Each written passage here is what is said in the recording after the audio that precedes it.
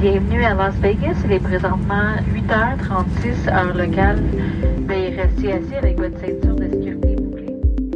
Bonjour, bonsoir au microphone, Bruno Guglielminetti. Très heureux de vous accueillir pour cette édition spéciale du vendredi 2 décembre 2022 en provenance de Las Vegas.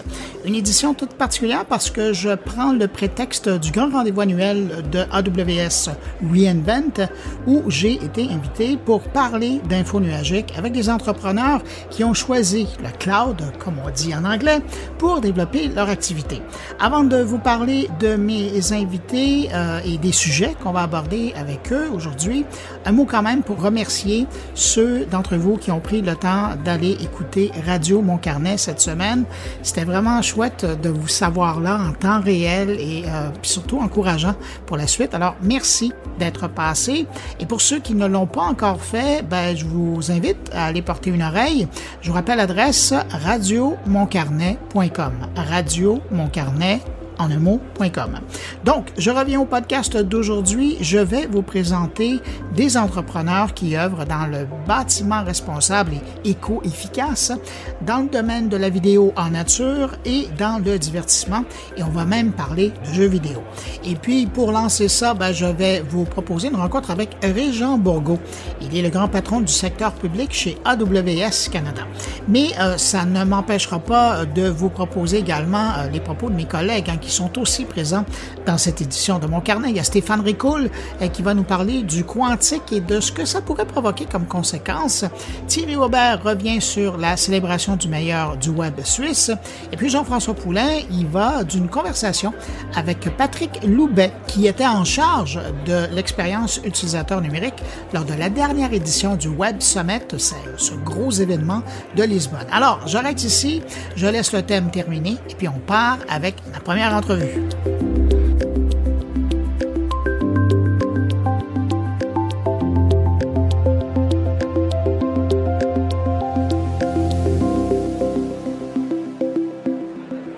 Alors, on se lance dans cette édition Info nuagique de Mon Carnet avec cette rencontre que j'ai eue avec Régent Bourgault. Il est le directeur général du secteur public de AWS Canada.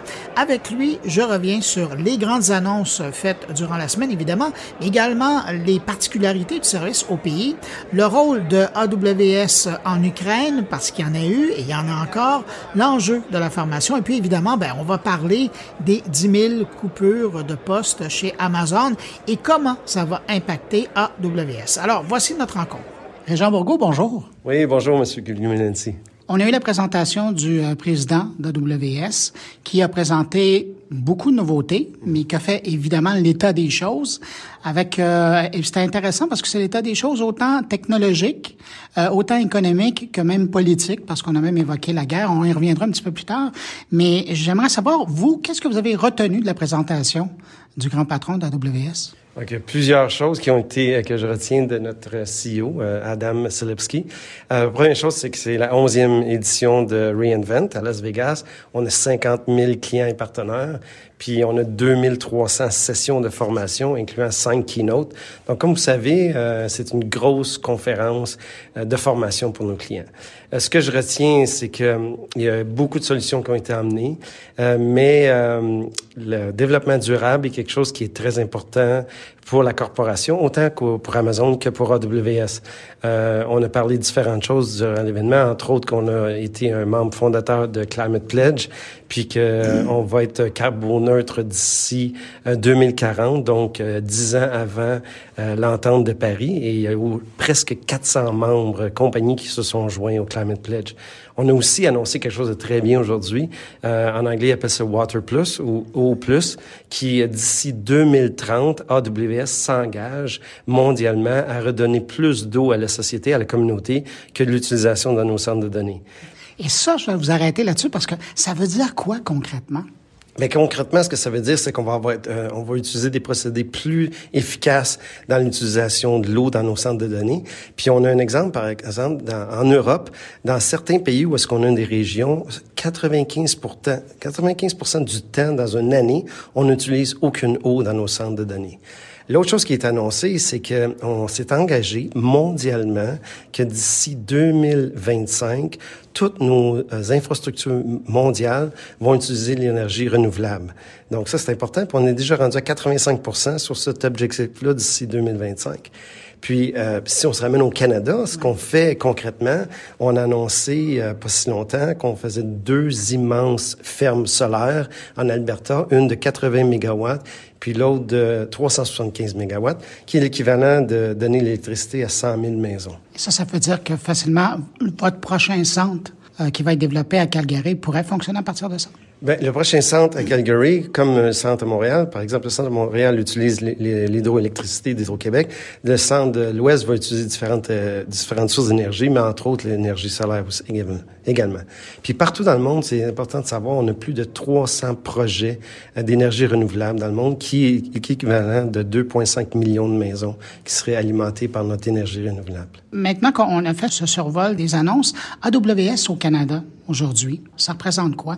Parce que je voyais dans une présentation, vous avez des gros joueurs là, qui s'identifient même publiquement comme étant des partenaires ou des clients importants. Je pense à BMO, Radio-Canada, Behavior, le gros joueur du monde vidéo. Mais AWS Canada, ça ressemble à quoi aujourd'hui?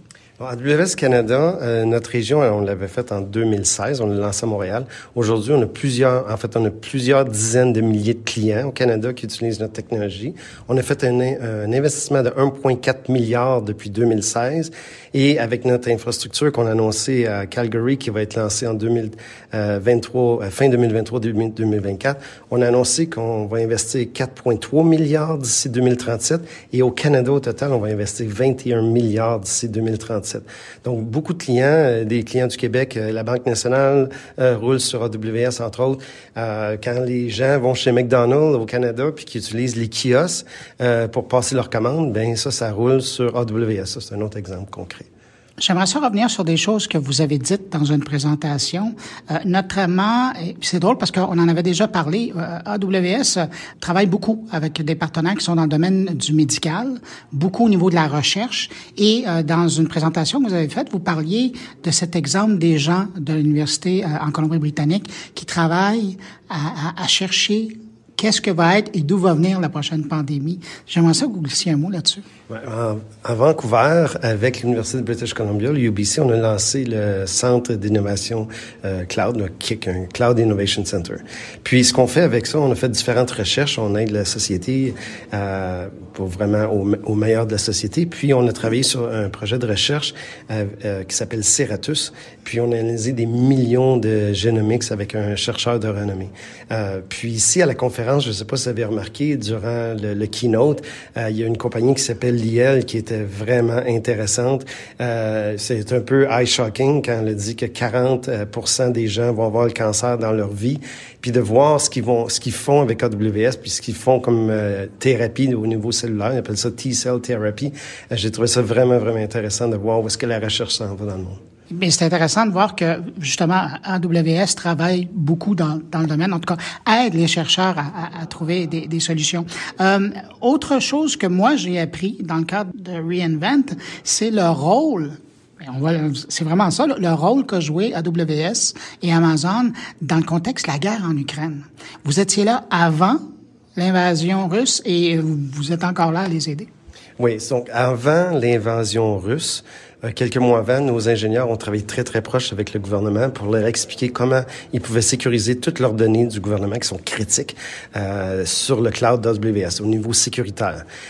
Une semaine avant l'invasion, le Parlement a passé une loi comme quoi ils pouvaient mettre leurs données sur le cloud à l'extérieur de l'Ukraine pour les compagnies et pour le gouvernement.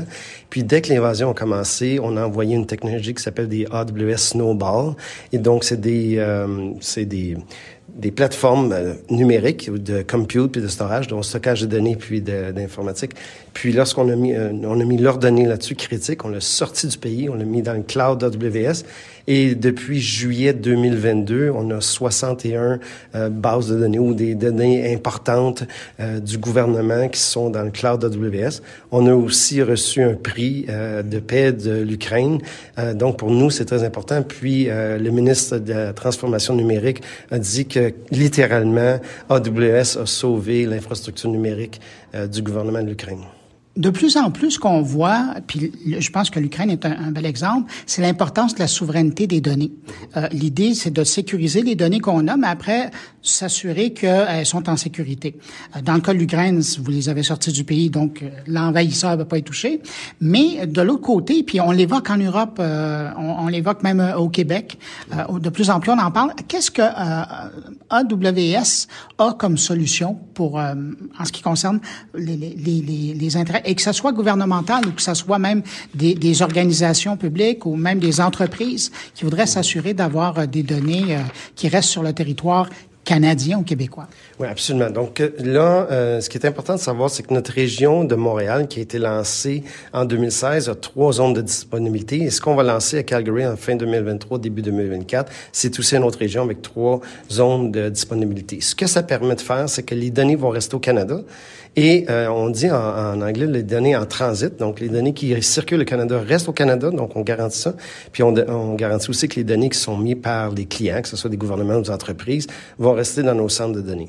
Donc ce qui est important aussi, c'est l'encryption.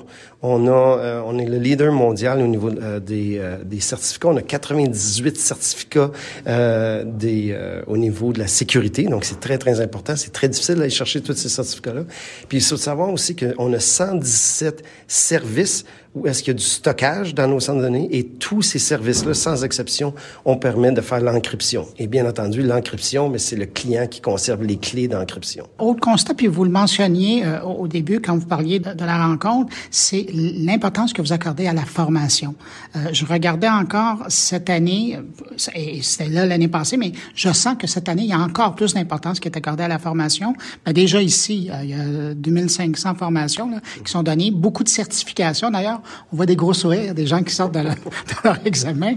Mais pour vous, c'est important. Et ça vient aider à la carence au niveau du talent puis de la main-d'œuvre spécialisée. Oui, effectivement. C'est un des grands défis en ce moment au niveau de l'info nuagique.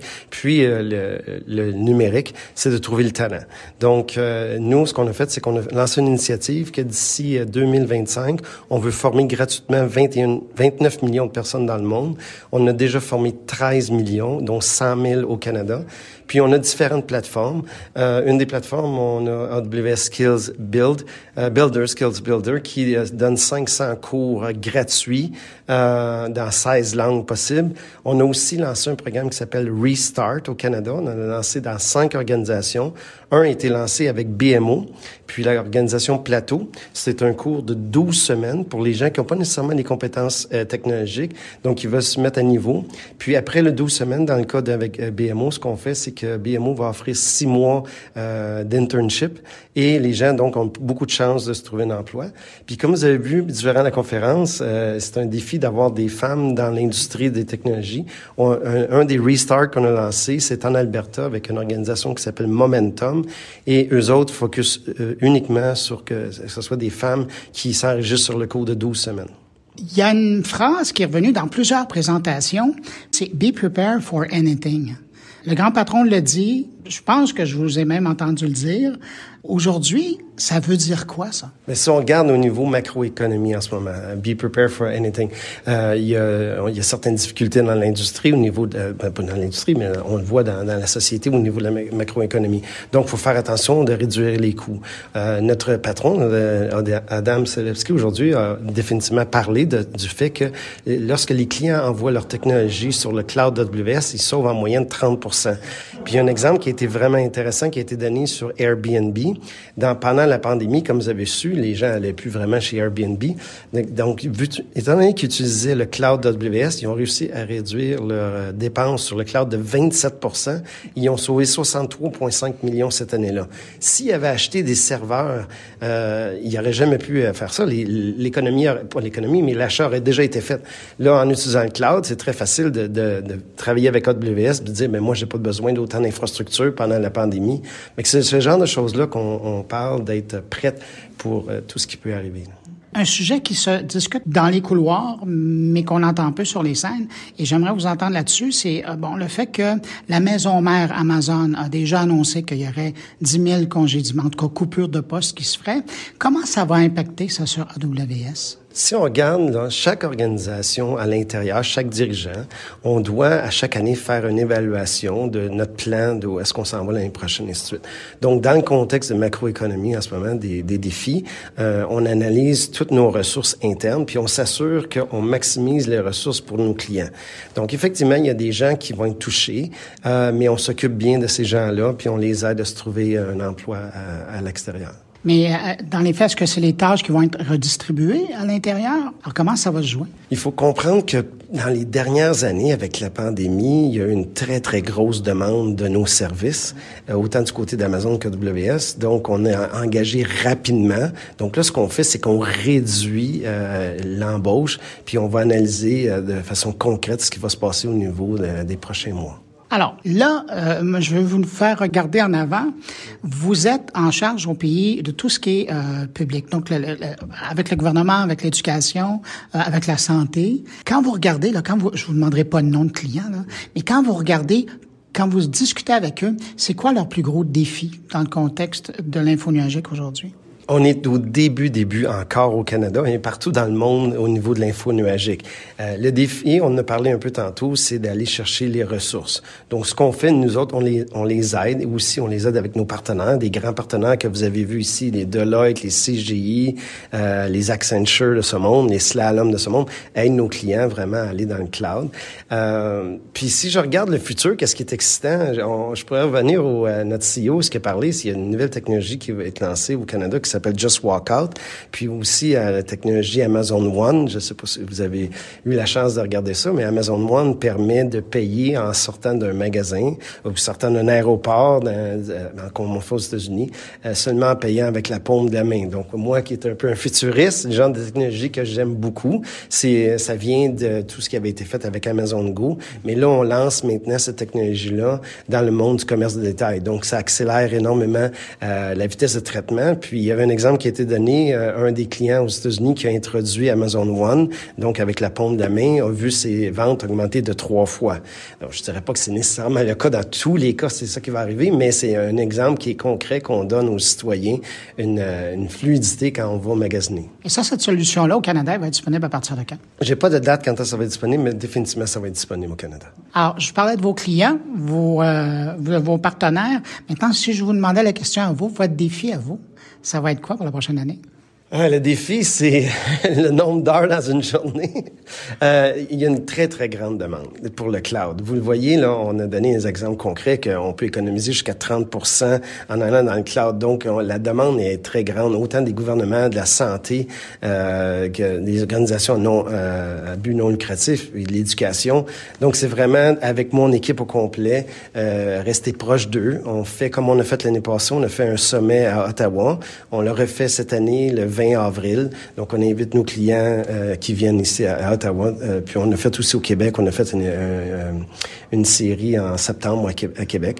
Donc, pour nous, c'est de rester très, très proche du client puis s'assurer qu'on répond au client le plus rapidement possible. Jean Bourgault, merci beaucoup d'avoir accepté cette invitation-là sur Mon Carnet. Merci, Bruno. Merci beaucoup. Avec cette entrée en affaires, je vous propose d'enchaîner avec un premier invité entrepreneur, Karim Samouda. Il est directeur principal Cloud et architecture d'entreprise chez Voski, une entreprise qui a commencé il y a un moment comme start-up à l'ETS de Montréal et qui depuis est partie à la conquête du monde avec son produit, une caméra de surveillance sans fil. Je n'en dis pas plus, je vous présente l'entrevue. Karim Samouda, bonjour. Bonjour. Si je vous demandais de présenter votre entreprise, qu'est-ce que ça fait et c'est qui sa clientèle? Ça fait de la surveillance en lieu éloigné. Donc, on fait des appareils, des caméras dédiés à monitorer les sites où il n'y a pas d'électricité et il n'y a pas de Wi-Fi, principalement. Donc, une caméra qui, par exemple, une personne qui a un chalet éloigné, pas d'électricité, donc on peut installer la caméra après un arbre, elle fonctionne à batterie, avec un panneau solaire pour recharger la batterie. Elle est équipée d'un modem cellulaire, donc elle est habilitée à transférer les informations via le réseau LTE. Donc, c'est carrément une caméra qui est clé en main. Pas besoin d'installer de Wi-Fi, comme je disais tantôt, ou d'avoir une source d'énergie branchable. Et donc, c'est tous les gens qui ont des besoins de monitorer des endroits, que ce soit le chalet, la marina, un bateau, Ça peut être un chantier de construction, tu te fais construire une maison, il n'y a pas encore l'électricité, il n'y a pas encore d'infrastructure de connectivité, donc la caméra s'installe très bien dans ce contexte-là. C'est le genre de marché et de clientèle qu'on a. On a aussi le monitoring qu'on appelle zones éloignées dans le contexte de la nature. Donc, on monitore aussi les animaux, par exemple les chevreuils, les ours. C'est ça que j'allais vous dire. Votre système sert à voir ces belles images qu'on a d'animaux. Donc, on voit des animaux qui se rapprochent des caméras, là. Exactement, absolument. Puis les gens, des fois, ils vont les utiliser à leur résidence principale quand même, où est-ce qu'il y a quand même de l'électricité, du Wi-Fi. Mais au fond du jardin, par exemple, tu sais, il y a tout le temps une zone dans notre cour arrière que, pour une raison absolument obscure, le Wi-Fi, il se rend pas. Nos caméras, ils permettent de se rendre là facilement. Donc, si tu as du réseau sur ton téléphone, tu es capable d'accéder à l'Internet dans le fond de ta cour avec ton téléphone, notre caméra va fonctionner là. C'est facile à comprendre aussi pour nos clients dans ce contexte-là. Puis en fin de marché, vos clients, on les retrouve dans quel coin? On vend dans plus de 50 pays. Donc, c'est international. On vend partout dans le monde. En fait, la majeure partie de nos parcs de caméras sont installés en Amérique, donc aux États-Unis, Canada. Mais on vend en Europe, en Asie, en Afrique. On vend dans plein de régions. Mais oui, effectivement, les États-Unis, c'est un gros marché chez nous. Okay. Et là, expliquez-moi en quoi l'info nuagique vient vous aider dans vos opérations. On a combien de temps? On va prendre le temps. Non, je vais essayer de faire ça relativement rapidement, mais en fait, je vais ramener ça à 2019. 2019, Vosker est né en 2018, mais le move ou le déplacement vers l'info nuagique est arrivé en 2019. On n'avait pas nécessairement le volume de clientèle qu'on avait à l'époque qu'on a aujourd'hui, mais on l'anticipait. Et donc, ce que l'info nuagique nous apporte, finalement, c'est la flexibilité. C'est l'élasticité, si je peux utiliser ce mot-là, de pouvoir supporter notre croissance en continu sans avoir à investir beaucoup dans les infrastructures TI classiques, là, acheter des serveurs, les installer, les opérer. Tout ça vient plus facilement dans le cloud. Puis je dirais aussi, un avantage qui vient avec ça, c'est la transparence que ça apporte au niveau de la business.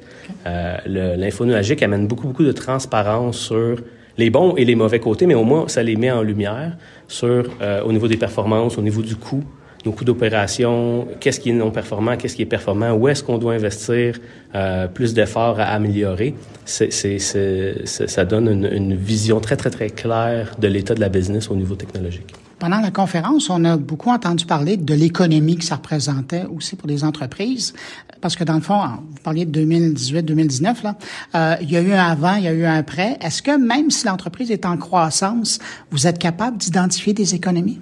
Absolument, continuellement. En fait, j'ai envie de vous dire que le cloud, c'est une aventure. C'est pas... Tu déploies dans le cloud et c'est terminé. C'est vraiment une journey, qu'on pourrait dire en anglais. Là, je traduirais ça par aventure. Donc, c'est évolutif. Ça se fait d'étape par étape. Donc, au début, on n'est pas sûr. On pense qu'on fait les choses correctement. Puis là, on voit la facture à la fin du mois puis on fait « Oups, OK ». Et là, mais ça permet à l'entreprise de continuer, de vendre, de continuer sa croissance. Fait qu'il y a une valeur quand même à ça. Les coûts sont pas exorbitants. Il faut quand même utiliser la transparence que le cloud nous donne pour savoir où nos coûts s'en vont.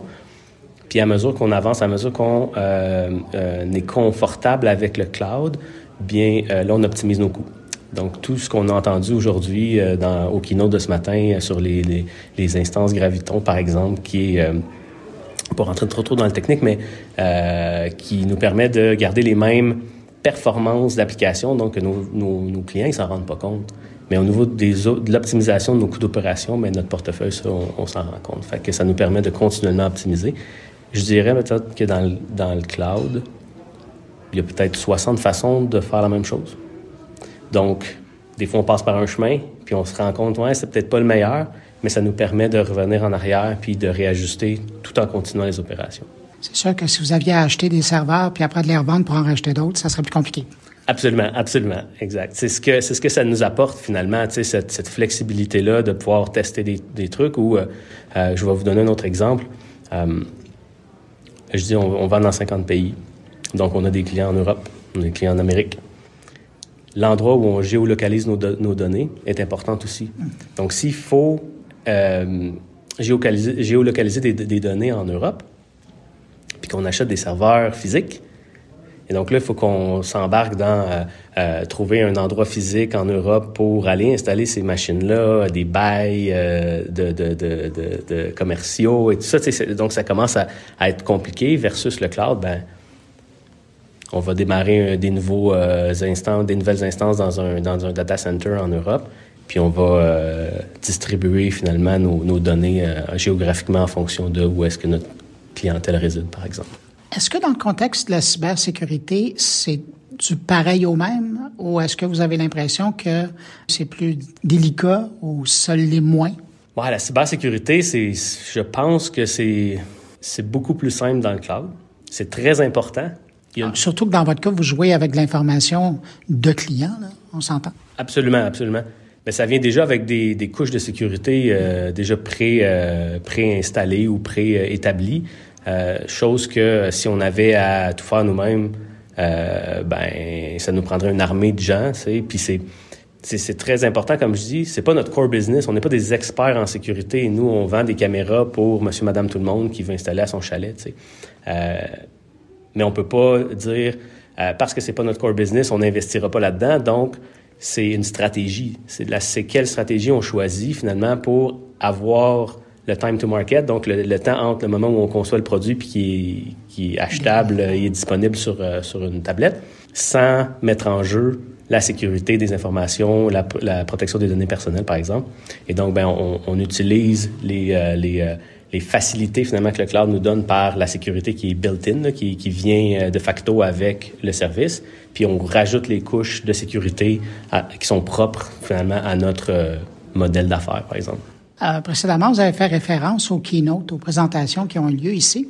Est-ce que vous, comme entrepreneur, vous avez entendu des choses qui vont vous aider dans le développement de l'entreprise, des nouveaux services, là, notamment, qui vont être disponibles au Canada ou ailleurs, qui vont vous aider à grandir? Oui, absolument. Il y en a toujours. Puis c'est ça qui est impressionnant d'Amazon Web Services, c'est la capacité à démarrer des nouveaux services continuellement. On parlait de data, tout ce qui touche au lac de données.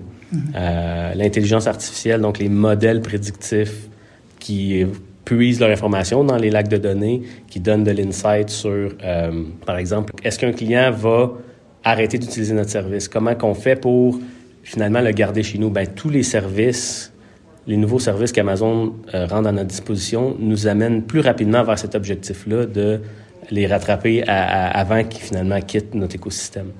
En analysant leur comportement.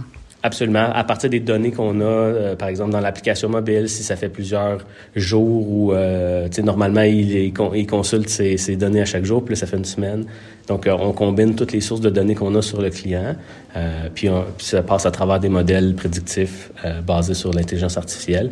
Puis à ce moment-là, on peut prendre action sur, OK, on va lui envoyer peut-être une petite promotion pour essayer de le garder dans notre écosystème ou d'essayer de comprendre un peu plus pourquoi ils n'utilisent pas. Peut-être des fois, c'est saisonnier. On a beaucoup de notre clientèle qui utilise nos produits dans des saisons précises.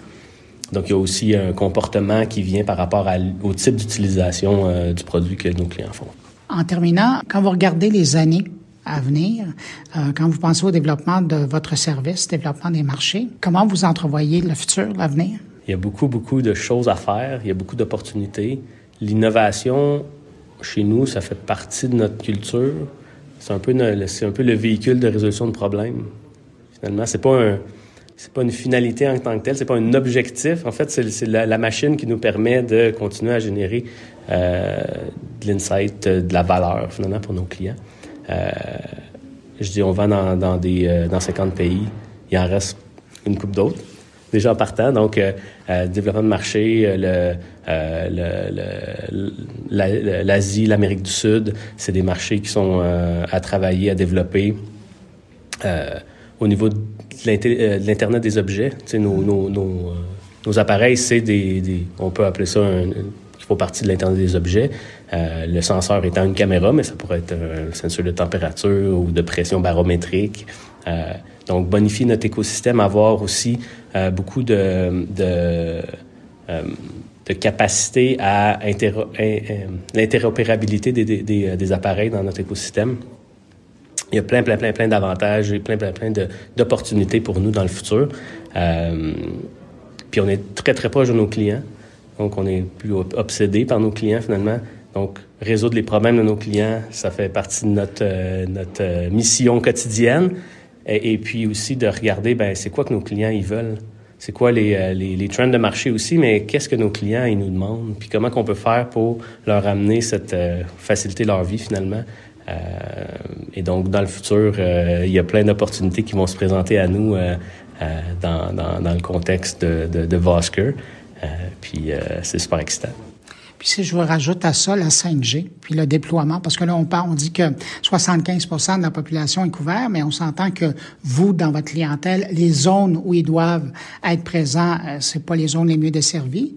On peut espérer qu'il y a certaines zones qui vont être mieux couvertes. Ça veut dire que ça aussi, le passage à la 5G, pour vous, c'est aussi un défi? Oui, absolument. Le passage à la 5G, l'adoption des nouvelles technologies, dans les dernières années, le 3G commence à être, à partir de l'année passée, commence à être décommissionné. Donc, la 4G et actuellement LTE, la technologie qui est utilisée, la 5G qui s'en vient. Donc, nous, il faut qu'on fasse la veille technologique, qu'on s'assure que nos appareils sont prêts pour la 5G. Dans un contexte mondial, encore là, on le ramène toujours ça marche pas juste au Canada ou aux États-Unis, il faut que ça fonctionne en France, en Allemagne, en Australie. Et donc, ça aussi, ça nous demande d'être très créatifs dans notre processus de design pour simplifier finalement, la façon qu'on aborde la conception de produits, mais aussi qu'elle soit simple à utiliser pour un client. On s'entend que ça va faut que ça soit transparent pour le client, mais de l'autre côté, ça veut dire, s'il y a l'utilisation de la 5G, ça veut dire que vous pourriez faire encore plus, vous pourriez faire encore plus de choses à votre produit, sachant qu'il y a de la bande passante qui serait plus disponible. Absolument. Déjà, on a une caméra qui permet de faire démarrer un flux vidéo en continu. Donc, ça, c'est sur le LTE. La 5G va nous apporter d'autres capacités en termes de vitesse de transfert, de résolution de vidéo. On verra enfin la nature en 4K. Oui, pourquoi pas? Ça serait bien. Absolument. C'est un peu ça notre quotidien, là, finalement, rester à l'affût des technologies, être prêt au bon moment en fonction du taux d'adoption. Tu sais, la 5G, c'est un gros sujet. Au moment où on est dans les débuts de l'adoption de la 5G, mais ça va se démocratiser de plus en plus. Les manufacturiers de téléphones vont tous supporter la 5G. Les opérateurs vont commencer à dire, moi, je veux investir plus sur des devices qui sont connectés 5G. Donc, nous, il faut qu'on soit en avant, prêt à sauter dans la vague, à surfer sur la vague, finalement, de la 5G. Merci d'avoir accepté mon invitation. Et puis, bonne suite de Reinvent. Ça me fait plaisir, puis pareillement. Deuxième exemple d'entreprise qui utilise l'info nuagique au cœur de son service, Brainbox AI. C'est une entreprise québécoise. Elle est aussi présente un peu partout sur la planète et se spécialise dans le bâtiment vert responsable et vient en aide aux propriétaires, aux développeurs de bâtiments qui veulent être plus éco-performants. Pour nous parler du défi et de comment l'info nuagique s'intègre à tout ça, je vous propose cette entrevue avec Jean-Simon Venn. Il est cofondateur de l'entreprise Brainbox AI. Votre entreprise aujourd'hui, est-ce qu'elle serait possible sans l'info nuagique? Ça serait possible, mais extrêmement difficile et probablement beaucoup plus coûteux. Parce que juste au niveau de l'entraînement de l'apprentissage profond, il faudrait installer des GPU dans chacun de nos édifices, de chacun de nos clients, alors que là, on partage. Donc, le modèle du client est entraîné, ça prend quelques heures. Après ça, le serveur est disponible pour d'autres clients, pour d'autres modèles. Fait qu'on a un système d'MLOps qui fait un queue d'entraînement, puis on optimise les machines comme ça. Fait que les mêmes machines sont utilisées, partagées par tous les clients. Fait que ça deviendrait probablement, le modèle d'affaires deviendrait probablement impossible à vendre aux clients parce que le prix qu'on devrait charger aux clients par mois serait probablement trop cher pour les économies qu'on amène, surtout au Québec, à Hydro-Québec. Le prix d'énergie est tellement pas cher que ça serait probablement, on serait pas en business. Aussi simple que ça. Alors, en vous présentant, j'ai présenté brièvement ce qu'était l'entreprise, selon mes yeux, mais là, je vais vous le demander à vous. Brainbox AI, qu'est-ce que c'est? Quand vous rencontrez des gens, comment vous leur présentez? Ben, on tente de présenter les avantages, parce que il y a tout un travail d'éducation à faire avec l'intelligence artificielle. Même je vous dirais que dans la plupart des cas, l'intelligence artificielle fait encore peur. Avec tous les films d'Hollywood. Nommez-moi un film d'Hollywood où l'intelligence artificielle avait un positive outcome, comme on dit. Il n'y en a pas beaucoup. Donc, les gens ont une image qu'il y a une perte de contrôle et cette perte de contrôle-là va entraîner toutes sortes de problèmes. Alors, il faut arriver à dire, bon, et voici, on utilise des algorithmes, hein, on utilise de l'apprentissage profond, qui vient nous donner une vue du futur. Donc, on vient savoir exactement, exemple, si c'était dans votre maison, on pourrait vous dire que dans votre salon, voici comment la température va fluctuer au cours des 6 prochaines heures d'une façon très, très, très précise. Donc, on connaît le futur. Connaissant le futur, ben là, après, on dit, ben, quelle serait la meilleure stratégie de contrôle pour faire un futur qui est peut-être plus agréable au niveau confort ou qui coûte moins cher à maintenir comme température.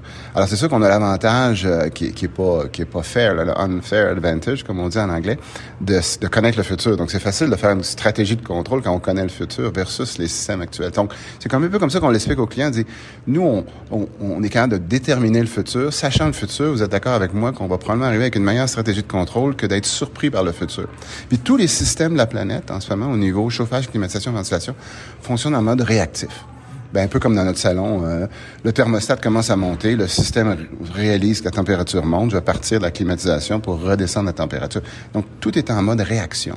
Nous, on est en mode préemptif. On sait que dans 1 heure, la température va commencer à monter et elle va monter de 2 degrés. Donc, sachant ça à l'avance, ben, on peut donner un petit coup de refroidissement avant que ça commence pour éviter que cet événement-là commence. Donc, on réussit à maintenir la température de façon préemptive en dépensant moins d'énergie que si on se fait juste surprendre par les événements. Donc, c'est un peu comme ça qu'on le présente. Puis là, on démystifie un peu pour les gens, c'est quoi le AI, puis est-ce que c'est dangereux? Mais ça, c'est beau. L'exemple, ça va parce que c'est une maison. Mais dans votre cas, vous travaillez sur des projets où c'est 50, 100 fois, 500 fois la grosseur d'une maison. Là. Donc, il y a autant d'impératifs à surveiller et autant de choses qui pourraient affecter vos provisions. Oui, tout à fait. Ben, on fait un peu de tout. Hein. On vient de finir là, les magasins Dormez-vous d'un océan à l'autre. Là, c'est 220 magasins. Fait que ça, c'est à peu près la grosseur d'une maison. Là. Fait qu'on fait ce genre de superficie-là. Mais on fait aussi des tours à bureaux de 50 étages, des aéroports énormes, des centres d'achat de 2 millions de pieds carrés à Dubaï. Fait que là, évidemment, ça devient beaucoup plus complexe. Mais quand on ramène tout ça, on décompose tout ça, à la fin, c'est une zone avec un thermostat. Fait que le fait que vous ayez un édifice qui a 2000 zones, ben à la fin, le AI, lui, traite chaque zone d'une façon indépendante.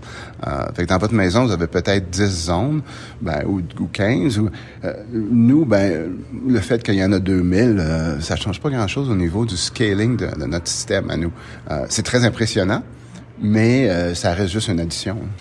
Dans les exemples que je vous entends donner, on parle de bâtiments qui existent déjà, dans lesquels vous arrivez pour permettre d'avoir des bâtiments plus performants. À quoi ça ressemble quand on parle de nouvelles fabrications, de nouveaux bâtiments? Ben, c'est une excellente question. Bon, c'est drôle parce qu'on a cette discussion-là avec certaines compagnies qui construisent des tours en ce moment. Et la question est la suivante, est-ce qu'on pourrait pas dès le début déployer le système au lieu d'attendre qu'il y ait une performance qui est pas parfaite, puis après ça, on déploie le système. Le défi, c'est de venir démontrer au client la valeur. Donc, si on l'installe dès le début, vous n'avez pas le fameux avant. Et puis ça, c'est toujours ça. Hein. Nous, on est en ce moment, on travaille uniquement dans les édifices établis parce qu'on fait, vous payez ça en ce moment. C'est assez clair. Le pudding est bien démontré. Donc là, maintenant, on déploie notre système, puis là, on peut voir le delta. Fait que là, pour nous, à ce moment-là, c'est facile. Oui, là, on s'entend, il y a une différence. Hein. Alors, si on a un édifice neuf, on n'aura pas le avant. Il va falloir que tout le monde croit que c'est tout de suite en partant mieux. Un avantage intéressant, c'est que souvent quand on décolle une nouvelle, les opérations d'un nouvel édifice, surtout quand c'est des gros édifices comme ici, il y a une période qu'on appelle de commissioning.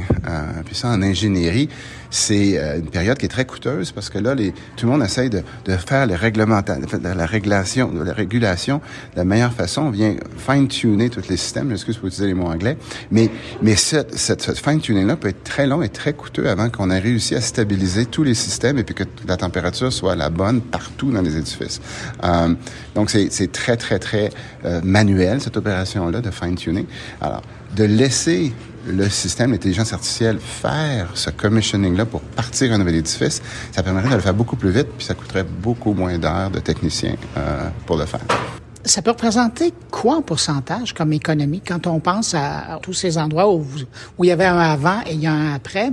J'imagine qu'à un moment donné, avec le recul, là, maintenant, vous commencez à avoir une bonne idée du pourcentage d'économie. Oui, oui. Bon, je vous dirais que c'est entre 15 et 20% d'énergie sauvée. Mais où est-ce que c'est très intéressant, c'est que l'intelligence artificielle, on fait ce qu'on appelle du multi-objectif, l'optimisation multi-objectif. C'est un peu la même technique que dans les jeux vidéo, où il y a plusieurs façons de gagner un jeu. Donc, il faut évidemment réduire des pénalités puis augmenter les bonnies. On réussit, on fait les deux en même temps, mais on va gagner la partie si on est celui qui le fait le mieux. Donc, nous, on fait la même chose. On dit à l'intelligence artificielle, écoutez, pour gagner, il faut réduire la facture du client là, en énergie, soit électrique ou de gaz ou de vapeur, peu importe qu'est-ce qu'il consomme. Mais il faut aussi réduire les émissions.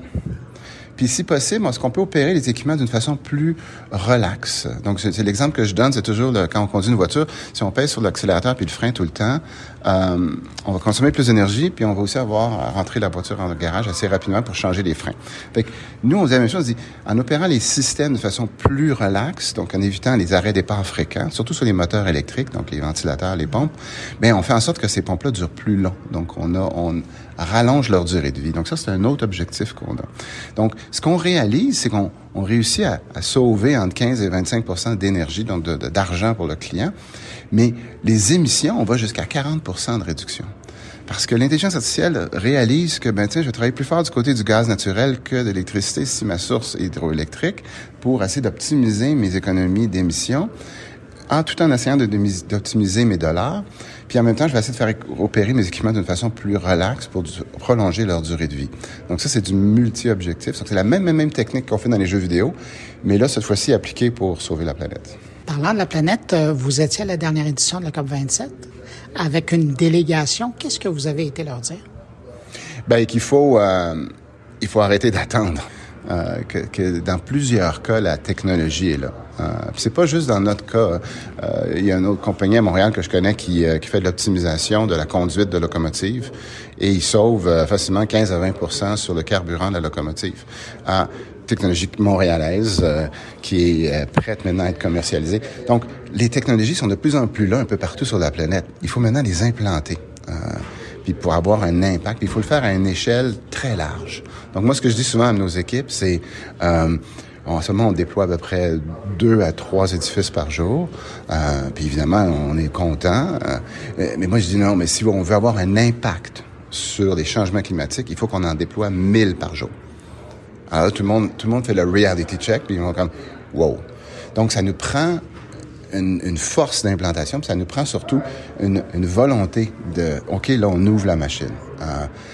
Puis c'est seulement quand on va faire ça que là, on va avoir un impact. Mais dans la plupart des cas, la technologie est déjà là. C'est la volonté de la déployer qui est pas tout à fait là encore. Donc, c'est le message principal qu'on portait. Puis il faut arrêter aussi d'attendre pour les gouvernements.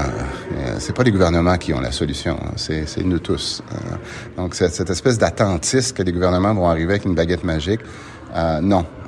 C'est beaucoup plus nous tous, puis des entreprises qui vont maintenant décider que là, on change les choses. En terminant, je reviens sur quelque chose que vous avez dit dans votre présentation. Je trouvais que l'image était forte, c'est qu'aujourd'hui, ce qui peut nous aider, ce qui peut nous sauver au niveau de l'environnement, c'est les technologies. Moi, des fois, je suis un peu accusé d'être un peu extrémiste là-dessus. Moi, je dis maintenant, souvent, je dis, c'est ce que je dis à mes enfants. La seule chose maintenant qui va nous sauver, c'est la technologie.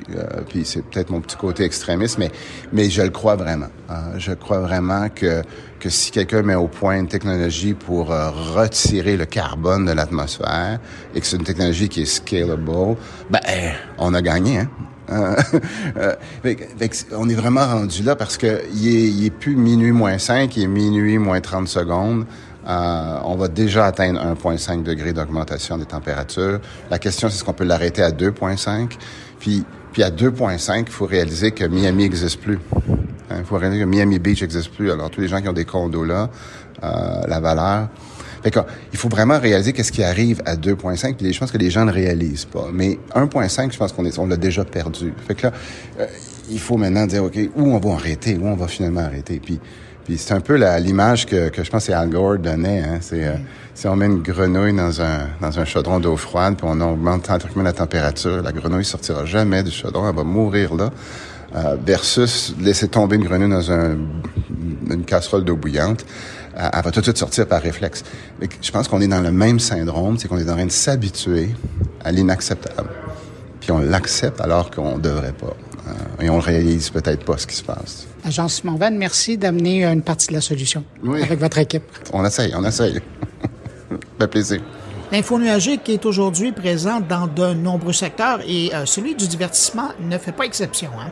Cette semaine, j'entendais en panel, d'ailleurs, le producteur d'Avatar, John Lando, dire comment l'info nuagique et surtout la puissance de calcul de l'infrastructure d'AWS avait permis à James Cameron de faire le film qu'il avait en tête pour Avatar 2.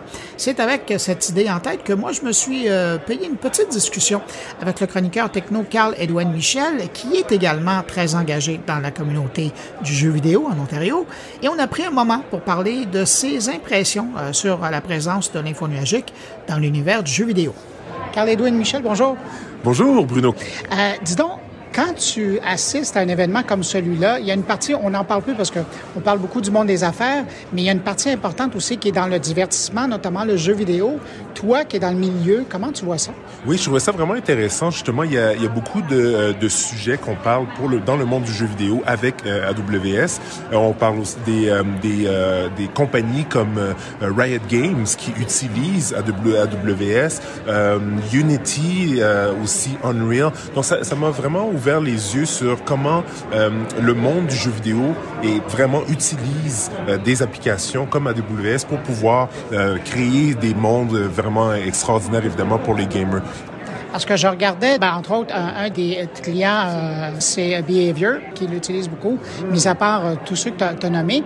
J'imagine que l'intéressant avec l'info nuagique, évidemment, la puissance de calcul, ça, c'est évident, comme dans le monde du cinéma, mais c'est probablement aussi pour tout ce qui est nouveaux environnements immersifs où il y a un potentiel intéressant, parce que ça nécessite aussi beaucoup de calcul. Beaucoup de calcul, et on parle beaucoup aussi de tout ce qui est réalité augmentée, réalité virtuelle, et justement, ça prend énormément de calcul, et des outils justement comme ça, comme AWS, permettent à des créateurs d'aller créer des mondes extraordinaires et pas être retenus justement avec un manque justement d'accès aux données ou d'accès à de la bande passante ou etc. Donc, je trouve ça vraiment intéressant de voir comment ces outils-là peuvent amener des créateurs à aller au-delà de leurs imaginations, en fait, et pouvoir aller créer ces mondes-là extraordinaires. Donc, c'est très cool. Je trouve ça vraiment cool. C'est intéressant, la notion que tu amènes, c'est justement de ne pas être tenu aux limites de la machine, mais bien de celle de son imagination. Exactement. Parce que là, avec le cloud, c'est que la machine devient plus, on n'a plus des serveurs dans nos bureaux ou qui ont une limite, une capacité limite. Là, on peut aller vraiment au-delà de tout ça avec la connexion vers le cloud. Et c'est là que ça permet justement à ces créateurs-là d'aller plus loin, hein, d'aller de créer des mondes extraordinaires. Puis aussi, on parle beaucoup de jeux en ligne. Et là, avec ces technologies-là, il y a beaucoup plus de possibilités d'amener plusieurs joueurs en même temps dans un jeu. Donc ça, je trouve ça aussi très intéressant. Alors, Carl, tu avais ton chapeau de spécialiste du jeu vidéo, mais là, je te l'enlève parce qu'il y a des gens qui nous écoutent, qui te connaissent, eux, comme reporter en technologie, comme chroniqueur. Dans un événement comme celui-là, qui est vraiment basé sur l'info nuagique, toi, qu'est-ce que ça t'amène comme journaliste qui suit ça? Oui, en fait, moi, c'est intéressant parce que moi, j'avais l'œil aussi, un peu comme les gens qui nous écoutent et qui nous lisent, un œil un peu plus consommateur. Donc, savoir que Netflix utilise AWS, je trouvais ça vraiment intéressant, et d'aller plus loin, de voir comment on peut, que ce soit aussi dans la médecine, là je vois les gens dans l'espace, la NASA. Donc c'est vraiment fou de voir toutes les applications possibles. Une chose que je trouvais intéressante aujourd'hui, j'ai visité un kiosque où c'était la Bundesliga, qui est la ligue allemande de soccer, qui disait qu'ils ont réussi à utiliser une technologie, avec AWS, un senseur dans le ballon. puis là, on est capable de calculer la vitesse du ballon, la façon que la personne le kick, les statistiques, c'est extraordinaire. Fait que là, je me dis, puis avec des senseurs aussi dans le stade, ils disent que même au Qatar en ce moment, ils utilisent cette technologie-là pour la Coupe du Monde. Donc, c'est de voir comment on peut avoir toute ces données-là, ce data-là qui peut être utilisé pour plusieurs choses. Ça peut être utilisé pour les coachs, les équipes, et aussi pour les fans, augmenter leur expérience s'ils regardent ça à la télévision, mais aussi s'ils sont dans un stade. Donc, c'est vraiment intéressant de voir tout ce qui peut être fait. Donc, moi, en tant que de journaliste techno, ça m'ouvre les horizons, ça m'ouvre les yeux sur des possibilités que j'avais aucune idée, en fait. Et là, tu parles même pas des gens qui participent à des pools et qui vont se baser sur les chiffres. C'est vrai. Ces données-là, ça va être fascinant. Carl, je sais que tu es occupé, tu t'en vas dans un briefing de presse. Je te remercie d'être arrêté pour mon carnet, puis je te souhaite une bonne suite. Merci, Bruno. À la prochaine. Pour terminer cette série d'entrevues sur l'info nuagique en direct de Las Vegas, on reste dans le divertissement, mais on enchaîne avec le service de musique Stingray, que vous connaissez. Eux aussi utilisent l'info nuagique, et ce depuis les tout débuts de l'entreprise. Voici ma rencontre avec Yves Savoie. Il est en charge des infrastructures du réseau et de la cybersécurité chez Stingray. Yves Savoie, vous êtes avec Stingray depuis les tout débuts de l'entreprise, et j'aimerais ça savoir, parce que en parlant avec vous avant qu'on fasse l'entrevue, vous me dites que dans le fond, l'info nuagique, ça a toujours été dans l'ADN de Stingray, même avant que ça soit à la mode.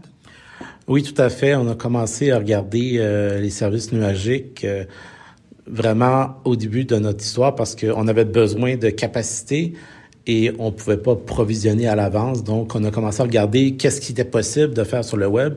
Puis, un peu par hasard, on dirait qu'on est tombé sur Amazon Web Services qui permettait, à l'époque, qui était encore des services bêta, de provisionner des serveurs à la demande et du stockage aussi, stockage S3. C'est les deux services sur lesquels on a commencé. Puis ça a été le début de notre histoire avec AWS. À l'époque, Stingray, c'était principalement les karaokés. Après, c'est devenu ce qu'on connaît là, avec l'acquisition de Galaxy, la musique en playlist là qu'on peut écouter. Est-ce que, quand est venu le temps d'incorporer Galaxy, ça a été un défi technologique d'arriver à amalguer ces deux bateaux-là ensemble? Oui, quand même, parce que Galaxy avait une méthode de diffusion que je pourrais pas aller dans le détail au niveau de comment ça fonctionnait, mais on a complètement redéveloppé une nouvelle solution de notre côté, une plateforme pour diffuser de la musique sur des opérateurs de télévision. Donc, la première étape, c'était de développer nos logiciels à l'interne, puis on a commencé à les déployer chez tous nos opérateurs canadiens. Mais ça a été vraiment comme le début de Stingray parce qu'après ça, on a continué à faire de l'acquisition de compagnies semblables, soit en Europe, soit en Amérique latine. Puis on a utilisé la même formule en remplaçant des technologies existantes par notre technologie. Ça fait que ça a permis de vraiment croître et avoir une façon uniforme de diffuser notre contenu. Quand on pense à Stingray, on pense d'abord au service, on pense pas nécessairement à la sécurité. Et vous, dans le cadre de votre quotidien, c'est à la fois de s'assurer que l'infrastructure tienne, que les logiciels fonctionnent bien, mais il y a aussi le volet de sécurité. Dans une période comme on vit, où on parle beaucoup de cybersécurité, quel type de tentative de sécurité vous embête à l'occasion? C'est vraiment un enjeu qui est de plus en plus croissant. On le voit dans les peut-être plus les 5 dernières années, on voit vraiment une croissance au niveau des différents vecteurs d'attaque. C'est sûr que c'est souvent les mêmes choses qui reviennent. On va essayer du social engineering, ça va être des malwares par email. Ça fait que ce qui est important dans une entreprise comme la nôtre ou dans à peu près toutes les entreprises, c'est d'avoir un bon programme de sécurité en place qui va être autant du security awareness, de la formation pour les employés, ensuite de ça, d'avoir des bons mécanismes de détection, d'avoir des bons mécanismes de défense de dernière ligne. Je sais qu'il y a déjà eu un article, m'en avait parlé aussi par rapport à Sentinel-1 qu'on utilise comme ADR, qui est vraiment une bonne solution. Ça fait que c'est vraiment, la cybersécurité, c'est pas une solution, c'est un éventail de choses qu'on met en place, puis de la surveillance constante, de la détection, puis vraiment de la gestion de crise aussi, parce que tu as beau déployer toutes les solutions que tu veux, il va y avoir des incidents de sécurité, il faut apprendre à vivre avec, puis comment les gérer, c'est là qu'on va montrer si une compagnie est mature ou pas. Ça, c'est le volet de la résilience? Oui, tout à fait. Fait que c'est vraiment ça, on a des mécanismes en place, on essaie vraiment de se garder toujours à l'affût des dernières technologies, des dernières choses qu'il y a, de faire de la veille sur tout ce qui est Zero Day. À chaque jour, on fait de la veille technologique sur qu'est-ce qui se passe dans le monde. Stingray, sans info nuagique, est-ce que ça pourrait exister? Pas dans sa forme actuelle.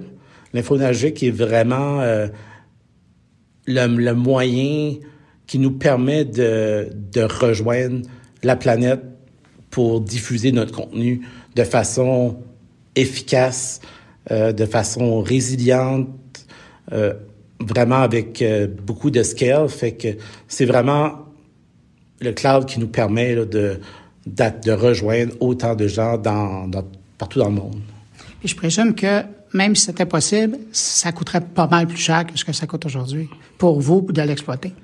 Oui, tout à fait. Ça serait vraiment plus dispendieux parce que l'info nuagique nous permet l'élasticité. Ça fait que des heures de la journée où que la demande est peut-être à 10% de ce qui est quand c'est dans le pic, ça fait si on aurait ça sur nos serveurs à nous, il faudrait toujours provisionner pour le maximum. Ça fait que ça coûterait extrêmement cher.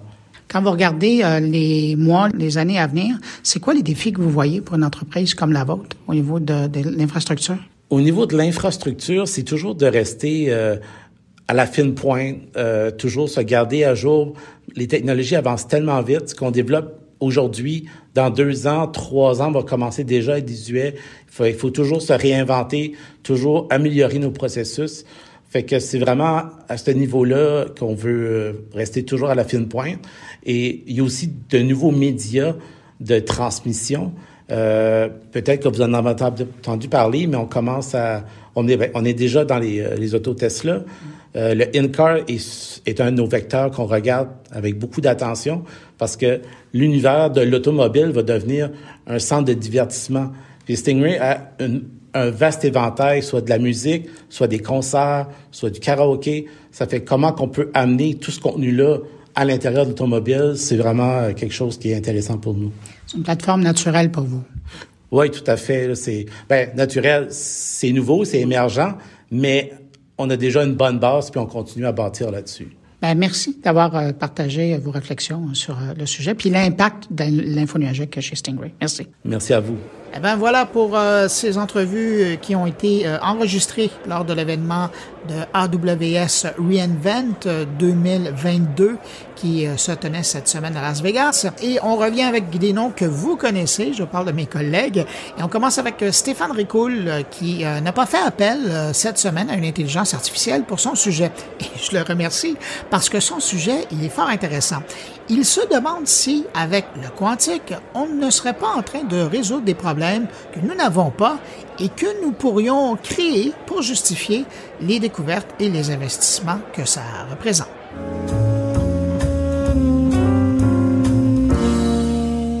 J'écoutais récemment un balado qui parlait de l'informatique quantique. La personne interviewée était réellement connaissante dans le domaine, intelligente et de surcroît intéressante. Malgré tout, plus elle parlait, moins je comprenais ce qu'elle disait. Non pas sur la portion technologique du quantique, quoique ce soit vraiment complexe à comprendre, mais plus sur les usages potentiels que nous pourrions un jour en faire.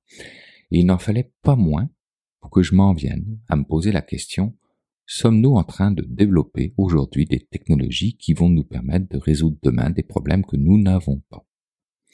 Je me suis donc rendu sur le site web du très respecté MIT afin de lire un peu sur les technologies de l'avenir qui vont révolutionner notre monde. Exercice qu'ils font à chaque année et je vous livre ici juste une petite partie de leur dernière lecture datant de cette année, celle qui m'intéressait le plus. Je vous invite donc à consulter le reste directement sur leur site web. Et ça commence par la fin des mots de passe, qui pendant des années nous ont été bien utiles pour faire tout un tas de choses en ligne, y compris se faire pirater. Mais c'est fini. De nouvelles formes d'authentification nous permettront enfin de nous débarrasser définitivement de celui qu'on oublie tout le temps, à moins de toujours utiliser le même, puis c'est pas vraiment une bonne idée. Au lieu de cela, nous utiliserons un lien envoyé par email, une notification push ou un scan biométrique. Non seulement ces méthodes sont plus faciles, mais elles ont tendance à être également plus sûres. Ensuite de quoi, dans le rapport du MIT, puisque presque tout ce que fait notre corps, il le fait avec les protéines, mais que comprendre la structure des protéines peut prendre des mois, eh bien sachez qu'une intelligence artificielle appelée AlphaFold 2 a résolu ce casse-tête biologique de longue date, ce qui pourrait permettre de concevoir rapidement des médicaments pour un large éventail de maladies. Sinon incontournable en 2022, les crypto-monnaies voient leur univers changer quelque peu avec la preuve de participation. Effectivement, les crypto-monnaies comme Bitcoin utilisent d'énormes quantités d'électricité à cause du mode de vérification des transactions, qui nécessite une puissance de calcul importante. Inconcevable à un moment où l'avenir de notre planète n'a jamais été aussi proche de l'insoutenable pour tout être vivant. La preuve de participation offre donc un moyen de vérifier les transactions sans utiliser autant d'énergie. À titre d'exemple, Ethereum prévoit passer au système cette année et réduira par conséquent sa consommation d'énergie de 99,95%. L'intelligence artificielle, encore elle, est régulièrement mise au banc des accusés en ce qui concerne les grandes quantités de données qu'elle nécessite pour devenir intelligente. Et souvent, ces données sont désordonnées, reflètent des biais réels ou encore comportent des problèmes de confidentialité au niveau des informations incluses. Alors sachez que certaines entreprises commencent à créer et à vendre des données synthétiques pour éviter ces problèmes. C'est pas encore parfait, mais ça pourrait être une meilleure façon de former l'intelligence artificielle. Dans toutes les autres avenues que le MIT prévoit et dont je ne vous ai pas parlé, on ne retrouve aucunement le quantique. Sans doute que le niveau de maturité de cette technologie n'est pas encore au rendez-vous pour en faire un vecteur d'espoir tangible. Et pourtant, la physique quantique est déjà à la base de nombreuses technologies modernes telles que le laser, l'IRM, les semi-conducteurs ou encore certaines techniques de chiffrement. Alors, il n'en fallait pas moins à quelques chercheurs de la Sorbonne pour s'amuser à créer une simulation informatique pour évaluer si la technologie existante, comme les fibres optiques, pourrait transformer Paris en une ville quantique fonctionnelle. Et qu'est-ce que ça veut dire être une ville quantique? Eh bien, ça veut dire une ville où l'ensemble des institutions, des centres de données et des centres de télécommunications seraient connectés par un Internet quantique. Ok. Mais qu'est-ce que ça veut dire un Internet quantique? Et là, je vous renvoie à la définition que j'ai trouvée sur le site web de zdnet.fr qui dit que l'Internet quantique est un réseau qui permettra aux dispositifs quantiques d'échanger certaines informations dans un environnement qui exploite les lois étranges de la mécanique quantique et lui conférerait des capacités sans précédent impossibles à réaliser avec les applications web actuelles puisque liées à la capacité d'exploiter le comportement des particules lorsqu'elles sont prises à leur plus petite échelle, ce qu'on appelle justement les états quantiques. Cela dit, ne vous attendez pas, au moins pour les prochaines années, à pouvoir un jour vous lancer dans des réunions Zoom quantiques. Mais assez d'égarement et revenons à Paris, ville lumière. Ville quantique. Au cours de la simulation faite par ces chercheurs, il s'est avéré que les qubits qui sont pourtant, on le sait, très sensibles aux perturbations de leur environnement. Là, la moindre interférence provoque l'effondrement de la superposition quantique. C'était pas forcément un obstacle insurmontable. En effet, certaines procédures de partage d'informations complexes et chiffrées entre un connecteur avec un Q et un seul client, là aussi avec la lettre Q majuscule, de même que des procédures visant à faire fonctionner des ordinateurs quantiques à distance, ont relativement bien fonctionné. En d'autres termes, la mise en œuvre d'un réseau quantique métropolitain ne requiert pas des technologies si futuristes que cela et au passage pourrait même être relié à d'autres réseaux quantiques métropolitains à l'aide de répéteurs quantiques ou de liaisons par satellite afin de créer un réseau de communication quantique à plus grande échelle. Et maintenant, si en guise de conclusion, je reviens à ce que disait cette personne si brillante dans ce balado que j'ai dû réécouter quelquefois pour bien comprendre l'incompréhensible, eh bien sachez que pour elle, le calcul quantique est un outil qui va aider les chercheurs à trouver des solutions à des problèmes de l'humanité dans l'énergie, dans la santé, dans différents domaines, et il sera le back-office d'une grande partie de solutions et d'innovations, mais dans une chaîne de valeur complexe.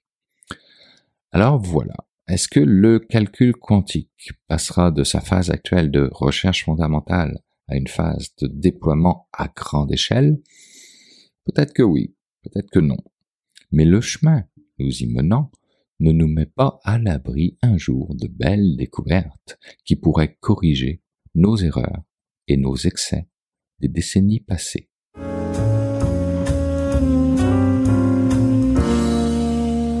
Pas chauvin du tout, Thierry Weber revient cette semaine sur la célébration du meilleur du web suisse qui a eu lieu à Lausanne la semaine dernière.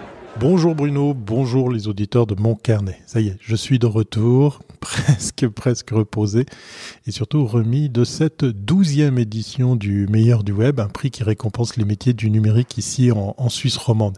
Une édition qui s'est déroulée le 23 novembre dernier, une soirée qui s'est tenue dans le musée olympique Lausanne, devant un parterre d'agences web et digitales, de développeurs, d'indépendants, de spécialistes des réseaux sociaux, de SEO, de SEA, de formateurs. Bref, vous l'aurez compris, toute l'industrie, toutes les compétences, tous les talents du numérique étaient présents à cette soirée qui était, ma foi, fort réussie puisque la salle était comble et le networking, le réseautage a donné très très fort après cette remise de prix pour les 10 catégories. Oui, parce que ce prix récompense plusieurs catégories. On a l'innovation, on a le marketing digital et les performances business, on a le mobile, on a UX, tout ce qui est effectivement interface utilisateur et expérience client. On a la catégorie vidéo, la catégorie création et communication digitale dans le sport, une catégorie qu'on avait créée il y a quelques années et qui reste. C'est un petit peu normal de la voir évoluer puisque Lausanne est une capitale, si ce n'est la capitale dans le monde qui regroupe le plus d'organisations internationales dans le sport. Et puis on a aussi le branding. Alors pour toutes ces catégories, on avait des présidents de jury. On avait par exemple Raphaël Rollier de Suisse Topo pour la catégorie marketing, digital et performance. Le rédacteur en chef de ICT Journal en la personne de Rodolphe Koller pour ICT Journal. Et puis pour UX, on avait quelqu'un que vous connaissez bien, et oui, que vous entendez ici même, c'est notre ami Jean-François Poulain qui a bien évidemment profité de sa présence en Europe pour également devenir président de jury pour le meilleur du web. On avait en vidéo des pointures comme Lamar Hawkins de MyGosh pour cette catégorie vidéo que j'affectionne tout particulièrement. À la fois c'est une catégorie et à la fois c'est un élément de présentation pour découvrir, pour présenter les projets durant cette soirée, parce que bien évidemment c'est pas sur ce matériel uniquement que les jurys ont pu s'exprimer. Et puis, on avait même une professeure de l'HESSO, une haute école supérieure ici en Suisse, en la personne de Nathalie Sarrazin pour le branding. Alors, je vais profiter justement de mon temps d'antenne dans mon carnet pour profiter de donner une visibilité à ces acteurs, tellement je suis fier des talents qu'il y a ici en Suisse romande, du travail qui a été présenté, et puis surtout, la montée en puissance de la qualité. Elle est réelle, elle est constatée d'année en année. Et je me suis dit que c'était une bonne occasion de venir ici dans mon carnet pour donner un petit coup de projecteur à certains de ces projets. Ah ben là, vous voulez connaître les gagnants? Eh bien, vous pouvez retrouver tous les noms des gagnants et les commentaires sur ceux-ci par Thierry sur la chaîne du podcast Mon Carnet, là, depuis où vous écoutez présentement cette édition. Cette description, elle est disponible en bonus. Et ça dure un bon quart d'heure, donc ça vaut vraiment la peine de prendre le temps de l'écouter tout de suite après que vous ayez terminé l'écoute complète de Mon Carnet, évidemment. C'est maintenant le moment d'aller rejoindre Jean-François Poulain pour parler UX. Bonjour Jean-François. Hey, bonjour Bruno. Alors, cette semaine, tu nous présentes une entrevue avec celui qui était responsable de l'expérience utilisateur numérique lors de la dernière édition du Web Summit à Lisbonne, où tu étais d'ailleurs. Ben oui, cette semaine, c'est un peu la suite de mes péripéties européennes. J'ai eu la chance, il y a quelques semaines, comme tu le sais, d'être invité à Web Summit à Lisbonne, où j'ai pu être là comme journaliste. C'était vraiment très intéressant. Et j'ai eu l'occasion de rencontrer évidemment beaucoup de collègues, dont quelqu'un qui est dans l'organisation du Web Summit, Summit, Patrick Loubet, qui est User Experience Senior là-bas à Web Summit. Et c'est ça qui m'a intéressé le plus. Il n'est pas que le concepteur de l'app, qui est en soi une expérience vraiment, vraiment intéressante dans le cadre d'une application, mais de tout le volet expérience utilisateur là, au niveau numérique de cet événement-là. Puis comme tu t'en souviens, c'est vraiment beaucoup de gens. Donc, j'ai parlé avec Patrick Loubet cette semaine, puis je te suggère d'aller écouter cette belle entrevue. Ben, merci Jean-François pour ce sujet. On va écouter à l'instant ton entrevue et puis je te remercie. Salut. Merci beaucoup Bruno. À la semaine prochaine. C'est une sorte de nouvelle position. Ça fait 1 an et demi que j'ai commencé à Web Summit. Avant moi, ils avaient un product designer simplement. Là, l'équipe est en train de grossir aujourd'hui. On est 3. Un UX designer et 2 product designers. La répartition est que moi, je fais beaucoup plus de recherches, je passe beaucoup plus de temps à faire des analyses, à proposer des wireframes. Et eux travaillent très proche de l'équipe d'ingénieurs pour mettre en place tout ce qui est UI et donc faciliter le travail et la mise en place des changements qu'on propose assez régulièrement. Et c'est une équipe, tu parles d'ingénieurs, de 2 product designers plus toi, c'est une équipe de combien de personnes en fait qui s'occupe de ça? L'équipe produit, on est maintenant 7 dans l'équipe produit. Donc, on a des product managers, des product designers et un UX designer. Et on travaille en collaboration avec l'équipe de engineering. Et je crois qu'eux, ils sont aux alentours d'une 50aine ou 60aine. Pour l'équipe mobile seule, c'est l'expérience que tu as pu avoir pendant l'événement. Ils sont 5-6 personnes.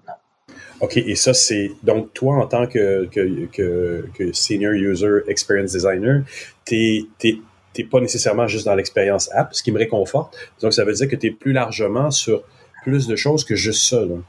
Il y a un peu de mélange parce que, en fait, on a des verticales différentes. On a ce qui est l'app, que ça soit le mobile ou le web app.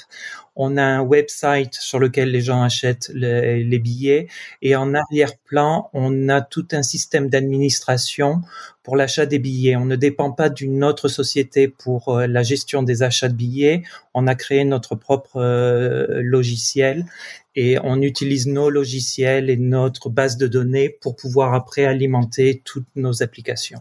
Et mine de rien, ça paraît parce que ça fait partie de l'expérience globale qu'on a en allant à Web Summit. On sent que de l'inscription nous amène sur l'app et que les données qu'on a données à l'inscription sont bien retransmises à l'app et à tout le reste de l'expérience. Et ça, c'est pas anodin, c'est intéressant parce que c'est rarement bien fait comme ça, là. C'est ce qu'on essaye. On essaye de l'améliorer aussi parce que on s'était rendu compte qu'on vous demandait en tant que participant à Web Summit plusieurs fois les mêmes informations. Donc on s'est dit on a déjà ça dans nos bases de données. Une fois qu'on a fait un enregistrement, qu'on est connecté à l'application, ça devrait être du multiplateforme sans jamais redemander quoi que ce soit.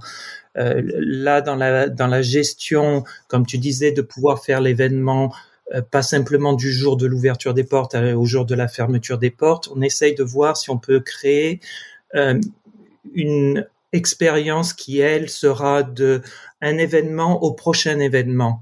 Et si vous avez déjà participé à un événement, vous êtes déjà connu par nous et on continue à raffiner nos moteurs de recherche, nos moteurs de recommandation.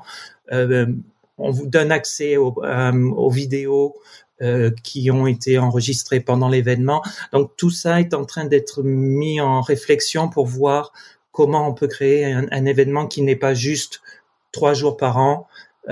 Ça pourrait être plus que ça. Ça pourrait être ce qu'on fait à Web Summit en collaboration avec ce qu'on fait à Collision, à Toronto, ce qu'on va faire à Rio de Janeiro. Donc, à voir que l'utilisateur se balade peut-être d'une conférence à l'autre, mais qu'on les connaisse et qu'on continue à travailler avec eux. C'est génial parce que souvent, les événements, c'est le pendant. L'avant, ben, c'est l'achat de billets. Parfois, maintenant, on voit des brain dates, là, des façons de se préconnecter avec des gens qu'on va vouloir rencontrer à l'événement, ce que vous faisiez aussi. Mais de l'après, on le voit rarement. Et le pendant, vous l'assurez extrêmement bien, mais vous n'avez pas le choix non plus. 73 000 personnes, des conférences à peu près aux demi-heures sur 5 chapiteaux, dans tous les coins des chapiteaux. C'est costaud, c'est étourdissant. Et si on n'avait pas l'app, si on n'avait pas le support en ligne que vous donnez, on s'y perdrait complètement. C'était étourdissant, je dois l'avouer. Mm-hmm. Et je pense que même avec l'app, à l'heure actuelle, des fois c'est un peu étourdissant.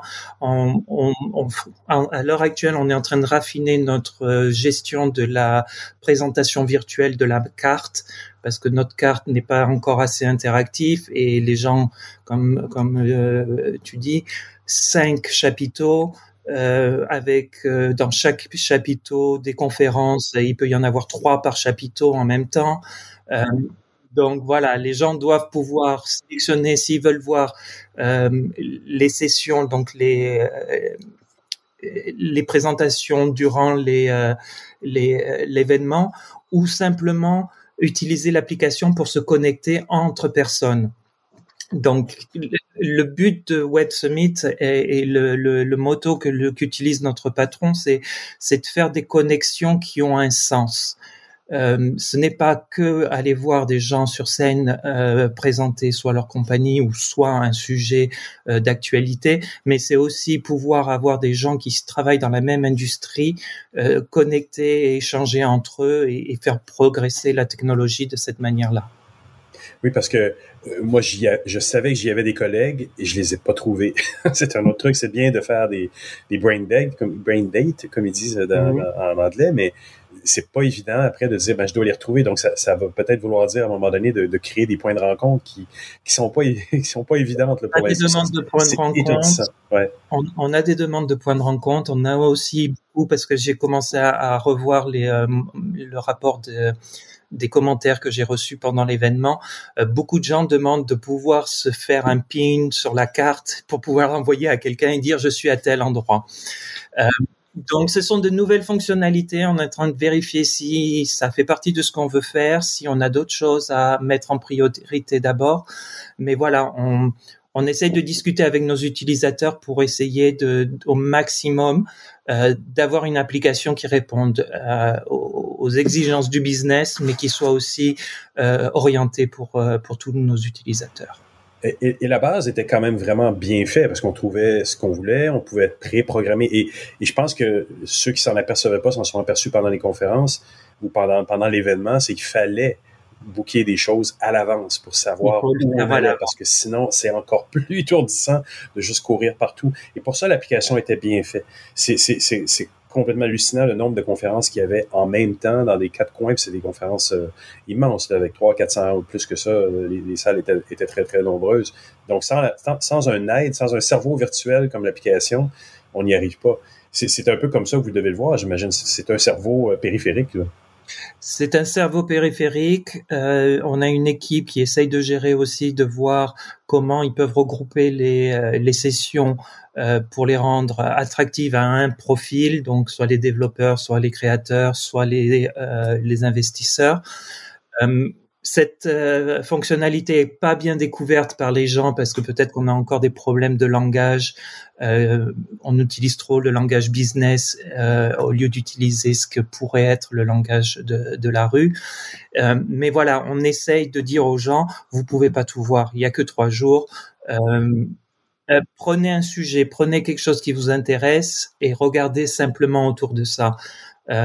Et c'est pour ça qu'on a aussi l'accès par la suite des vidéos, parce que en 3 jours on n'a pas le temps de tout faire, et on espère que les gens reviennent et se reconnectent sur l'application pour pouvoir visualiser ce qu'ils n'ont pas eu le temps de voir dans leur liste, ou peut-être de découvrir quelque chose d'autre qui n'était pas dans leur liste.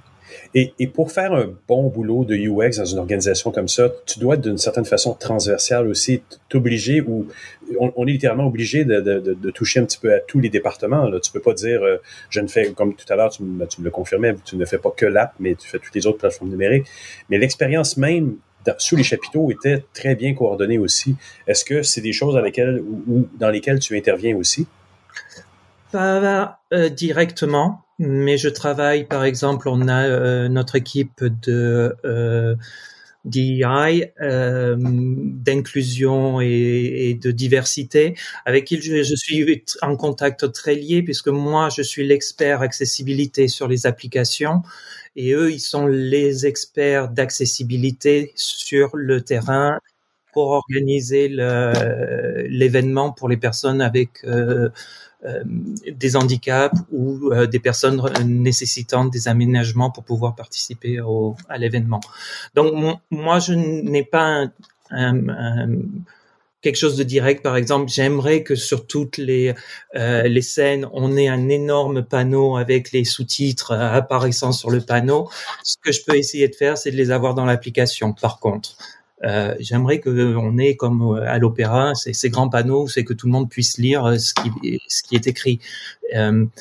Mais voilà, ça j'ai exprimé mon souhait aux autres équipes, à l'équipe de production, et maintenant je leur dis, mais voilà, moi en tant que digital access et application, j'aimerais que vous me fournissiez les vidéos et si possible avec des sous-titres, si possible peut-être dans le futur des traductions, parce qu'on a de plus en plus de personnes venant du monde entier, pour voir si toutes ces choses sont possibles et si par rapport à l'événement, on veut être inclusif. Donc petit à petit, on va essayer d'améliorer nos événements pour que tout le monde puisse participer correctement.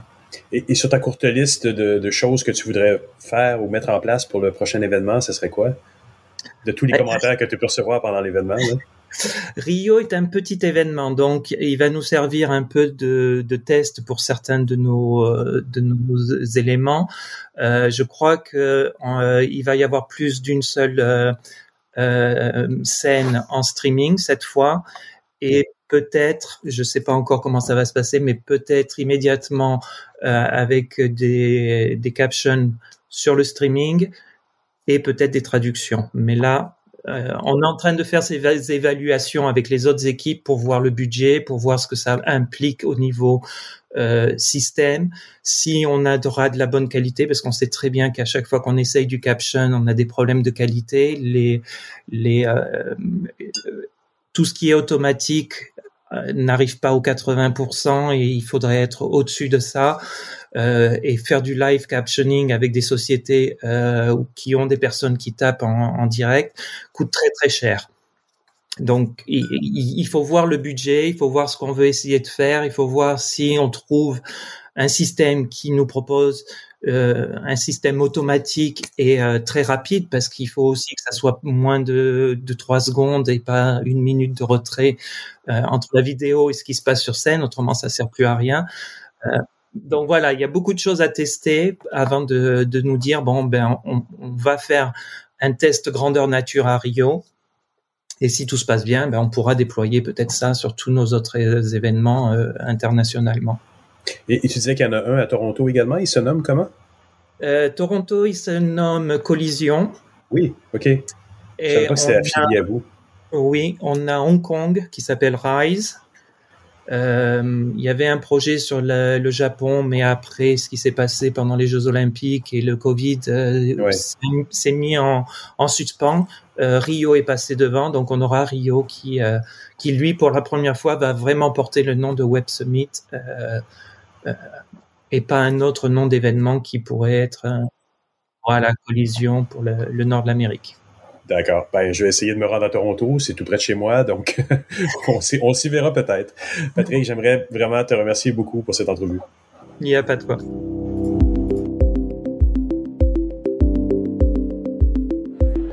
Voilà, c'est ainsi que se termine cette édition spéciale de Mon Carnet à Las Vegas. Merci à mes invités, merci à mes collègues Thierry Aubert, Stéphane Ricoul et Jean-François Poulain pour leur présence.